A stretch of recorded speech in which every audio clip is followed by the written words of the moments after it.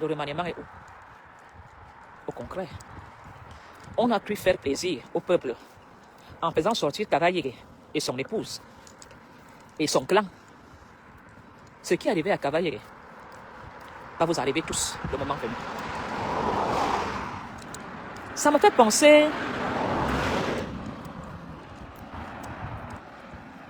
avec ça, je revois Madame Amouroubelinga.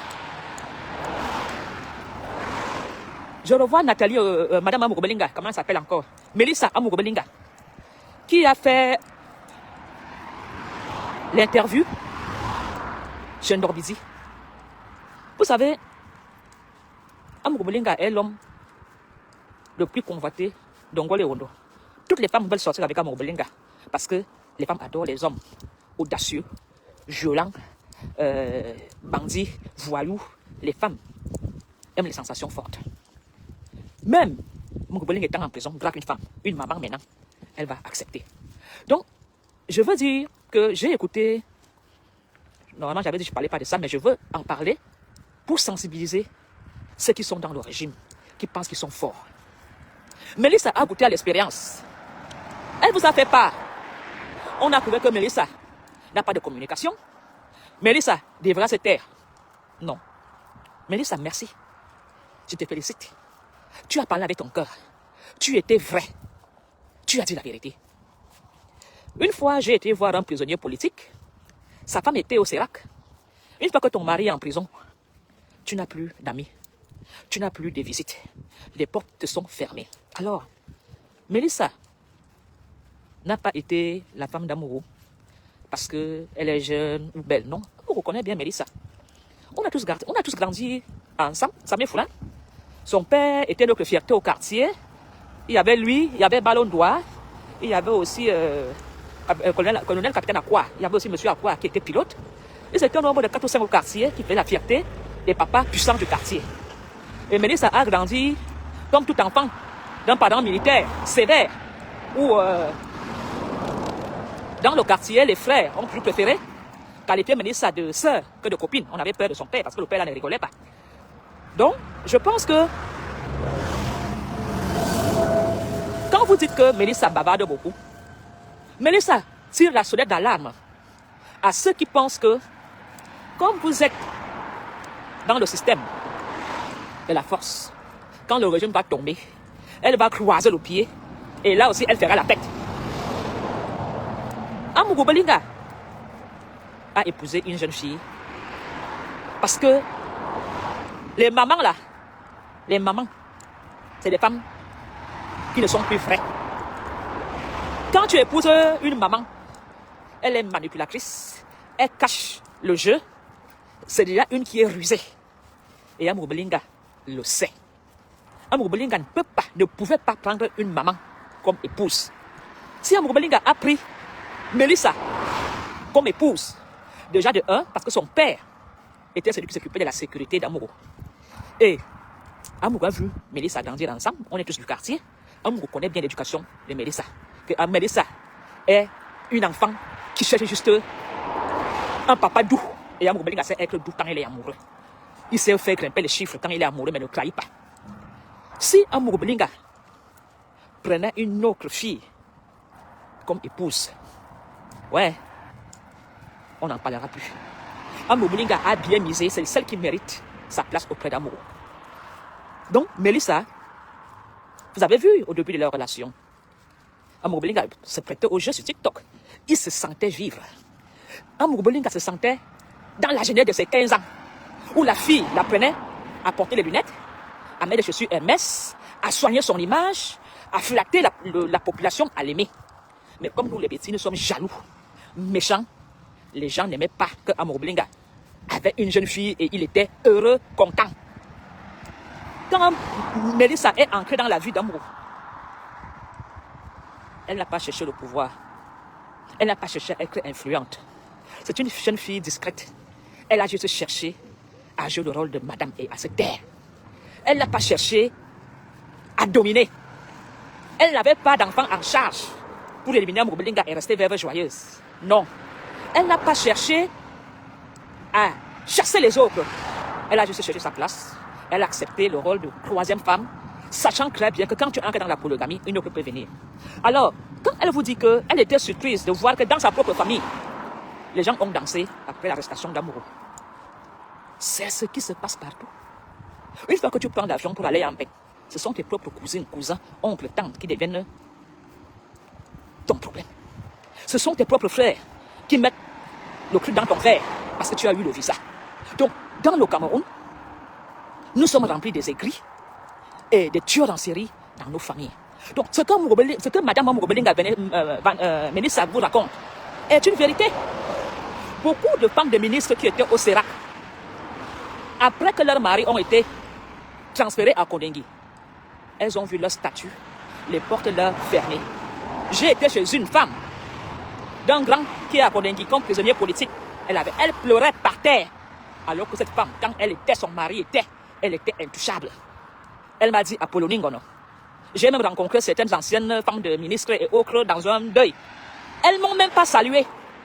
Mais je vous dis, c'est ce qui vous attend vous tous, qui êtes en ce moment-ci, du côté des forts. Quand ça va tomber, ce sont les membres de vos familles qui vont vous faire l'heure. Les membres de vos familles. Alors, merci Mélissa. J'espère que tout le monde s'attend à son procès quand Paul Biya partira. Les faibles vont danser et les forts vont pleurer. C'est une chance que Amuro Belenga est en prison, il continue à être fort, à gérer les affaires. Et sa femme continue à jouer la séduction. C'est une petite fille, on a dansé au quartier, elle est derrière moi. Quand je pars à Kondengui, je n'ai jamais vu Mélissa assise devant Amuro. Jamais. Elle est toujours assise derrière Amuro. Du côté gauche, pas à droite. Calme. Elle vient toujours là, Bruno Bidjan vient, Bruno Bidjan salue, les Sissekoyou Tabé, Bruno Bidjan va s'asseoir à côté. Mélissa vient, elle rend visite à son mari, toujours belle, séduisante, bien coiffée. Et ça, vous êtes nombreux à vouloir sa place. Si Mélissa était comme d'autres femmes, elle serait tombée en dépression. Les moqueries, les insultes, mais elle continue à tenir le coup parce qu'elle a signé pour le meilleur et pour le pire. Elle vous fait comprendre les règles du mariage. Je ne parle pas de Mélissa pour prendre son parti. Hein. Je vous dis que ce qu'elle a dit, ce qui vous attend. Elle a signé. Si Amuro Belinga est son diable, elle va mourir avec Amuro Belinga. Paradis avec Amuro. Mourir avec Amuro. Le matin Amuro. Le soir Amuro. C'est vrai qu'au début, quand Amuro était incarcéré, il y avait beaucoup de voitures. Beaucoup de voitures. Au début. Quand j'ai parti voir les prisonniers politiques. Quand tu arrivais à Kondengui, on dirait qu'il y avait quelque chose de grave. Les voitures. Je disais, merde. L'homme aussi est puissant, hein. Tous les jours. Je vous dis que, pas les petites voitures de 1 million, les grosses voitures. Ouais. Après un moment, le nombre de voitures a diminué. Parce que Amuro aussi a ouvert les yeux. Le nombre de voitures a diminué. Ceux qui sont restés fidèles à Amuro ont continué la visite, mais d'autres ont fui. Donc, quand ça va tomber pour vous, vous les influenceurs qui avez rejoint le pouvoir, j'espère que vous êtes prêts. Parce que cette malédiction sera jusqu'à votre 4e génération. De vos enfants, hein, pas de vos cousins et frères. Ça veut dire qu'aujourd'hui, vous caillissez le peuple. Vous faites le choix de vous aligner et de vendre le travail des fonctionnaires d'État qui sont en train de faire leur travail. C'est de la trahison. De la trahison pure et simple. Il y a des sujets qu'il vaut mieux ne pas évoquer. Oui, il y a des sujets. Mais tu allumes ta caméra pour valoriser ce qu'il y a, ce qui doit être fait. Ou ce qui devait être fait. Non, mon frère, tu ne nous en arques pas. Non. Non.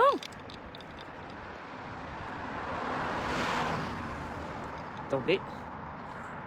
Mon téléphone est parti. Réduire les bruits, améliorer la voix. Ok.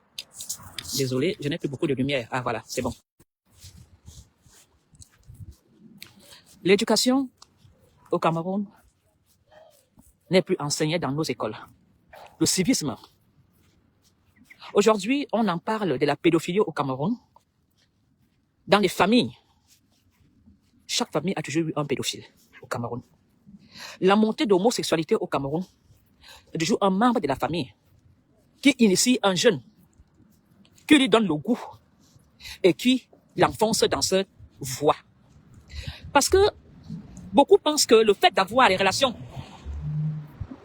avec des hommes, avec leur derrière, leur vie va changer. Beaucoup de familles connaissent leurs violeurs.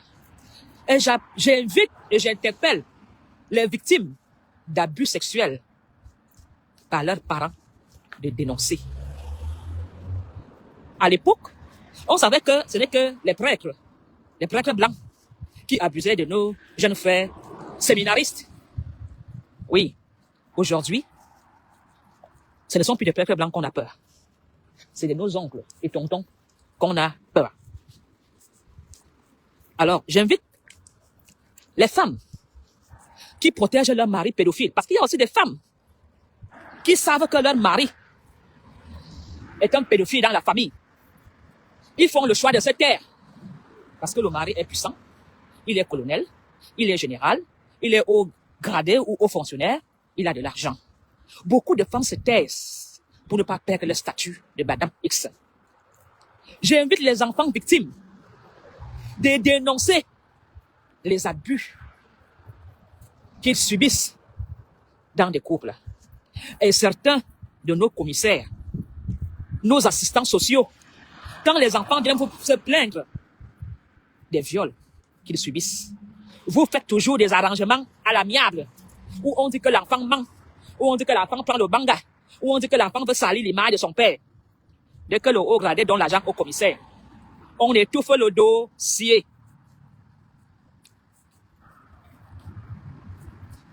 Vous les commissaires complices, vous les juges complices, vous de la justice,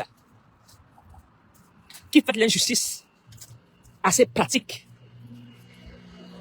sur mineurs, des viols, vous devez aussi être interpellés. C'est inacceptable que dans un pays comme le Cameroun, dans le quartier, tout le monde sait qu'un père touche ses enfants. Tout le monde dans la famille sait que l'oncle, le grand-père là, touche les enfants. Mais on fait le choix de se taire. Pour son image, pour son travail, pour son poste. Alors, un enfant qui grandit dans une maison, l'enfant, en tant que le père touche ses sœurs, le père n'est pas condamné. Il va reproduire les mêmes choses. Pour lui, c'est normal, parce qu'il a grandi dans une maison où le père viole la sœur, ou même le père viole son fils, ou même la mère fait les choses avec son fils. Cet enfant pense que la vie est normale. Cet enfant va faire quoi plus tard, 20 ans plus tard?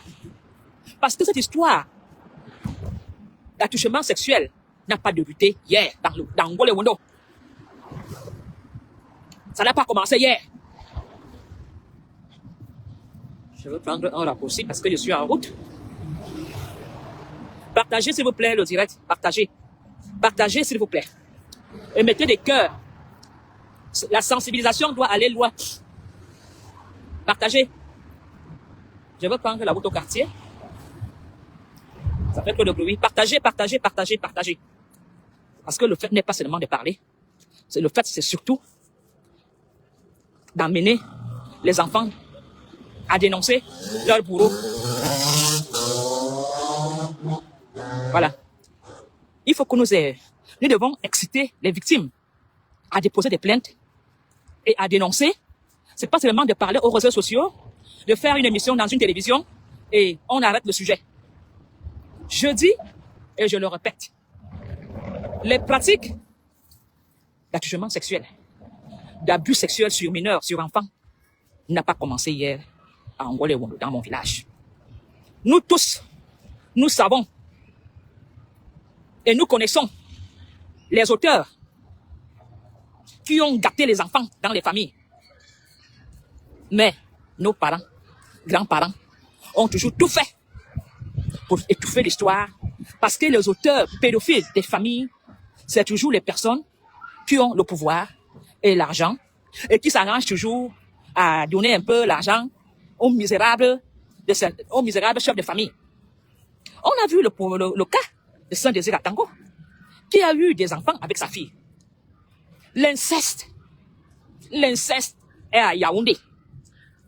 Vous voulez que les gens aillent dans les maisons filmer avec des caméras pour vous le montrer? Je parle de mon village, Ngwale-Wondo. Il y a l'inceste. Ceux qui se disent pasteurs, les fausses églises réveillées, c'est là-bas qu'il y a alors les vrais pédophiles. Ils demandent aux parents de venir prier avec les enfants. Ils violent, ils abusent les femmes vulnérables et profitent encore de sa fille pour en abuser. Alors, l'État camerounais, je ne sais pas s'il y a encore un État, fera mieux avec des personnes compétentes, prêtes à faire leur travail. Ouvrir une cellule où les victimes peuvent aller déposer une plainte d'une façon anonyme. Si les victimes veulent poursuivre leurs agresseurs, ça passera là-bas. Et que ces gens doivent être sévèrement bien punis que les pillards. Parce que, imaginez-vous, des oncles qui violent leur nièce en leur mettant le couteau au cou tous les soirs, en leur disant si tu n'obéis pas, si tu parles, je te kill. Imaginez-vous ce que ces enfants vivent pendant des années. De vivre sous le même toit avec son agresseur, son violeur, sous le même toit, en le regardant dans les yeux, qui prend plaisir de te faire peur avec un couteau. Alors, chères femmes, qui protégez encore vos maris pédophiles, vos frères pédophiles, vos oncles pédophiles, vos prêtres, pasteurs pédophiles, il est temps de les dénoncer. On ne peut pas continuer à gâter l'avenir de nos enfants en couvrant des violeurs. Ah, Seigneur.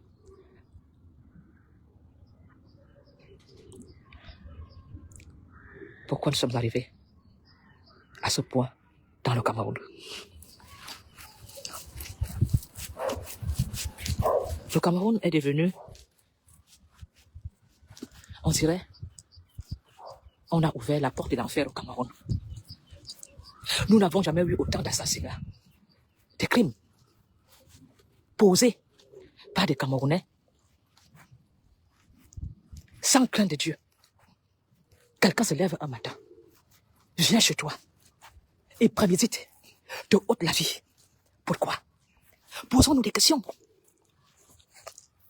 Tu te chamailles avec ta soeur, ta co-épouse, elle décide d'éliminer tes enfants.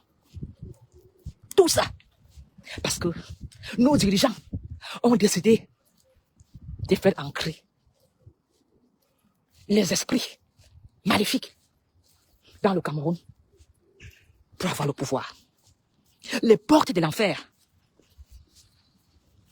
ont été ouvertes par nos dirigeants. La plupart de nos ministres ont toujours eu des relations de gays avec les jeunes. On le savait. Personne n'en parlait. Des parents qui laissent leurs enfants mineurs coucher avec ces vieux ministres. Pourquoi? Parce qu'il y a l'argent. Et parfois, le parent sait que son fils de 18 ans, 15 ans, est Tida de tel ministre. Ils acceptent. Vous aussi, vous méritez votre part de karma. Alors, c'était ça le but de maintenir ce régime encore 7 ans. On va de mal en pire. Du vaudou au satanisme. Nous ne sommes plus au niveau de l'Eboka, au niveau de l'Ivou, au niveau du Famla. Nous sommes maintenant passés à la vitesse supérieure, le sang frais. En qui en profite vraiment des crimes posés dans le Cameroun? En qui profite vraiment de ce sang versé dans le Cameroun? Quand il y a accident de circulation, c'est des morts.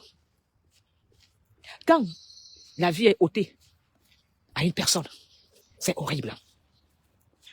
Alors, nous finissons le régime de Paul Biya se termine par des crimes, des viols, des assassinats,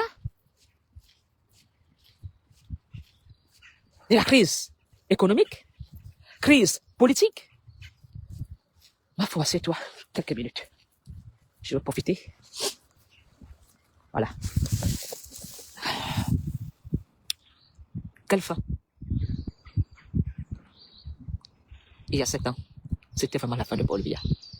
Vous avez décidé de reprendre le pouvoir encore 7 ans. Et pendant ces 7 ans-là, on n'a vu que le sang versé. Et maintenant d'être parti pour 7 ans. Je voudrais vraiment demander au peuple camerounais de se réveiller, pas de se révolter, de dénoncer toutes sortes de manigances, de sorcellerie, de vaudou, des pratiques sataniques de vos familles. Vous avez un téléphone qui est une arme fatale.